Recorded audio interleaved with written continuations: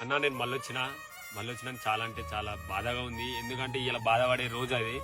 ఒక రైతు బిడ్డ గెలిచిండని నా ఊరు ఘనస్వాగతం పలికి ఎంతో మంది అన్న మీడియా మిత్రులు మీరే చూసిరు ఎంత మంది వచ్చిరో.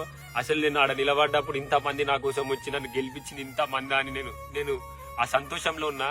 ఆ సంతోషం ఎంతసేపు లేకుండా మీరు వేయాలని అనుకుంటారు. నిజంగా బాధగా ఉంది.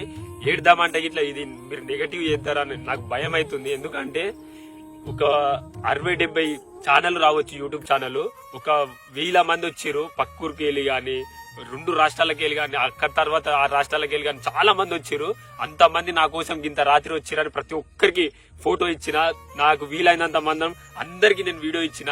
నేను అన్నం తినలే, నాకు అయితే లేదని అన్నం తినలే దంగి పోతే కొంతమంది వచ్చి వాళ్ళు మీరే అన్న మీడియా మిత్రులు మీరే నాకు 5 నిమిషాలు నాకు 10 నిమిషాలు నేను ఇట్లా మనిషినే కదా అన్న. నేను అప్పుడు ఇట్లా అన్న నేను మనిషినన్నా, నేను తినాలన్నా, నాకు అయితే లేదు, నాకు ఓపిక లేదంటే నానా మాటలు మీరే అన్నారు.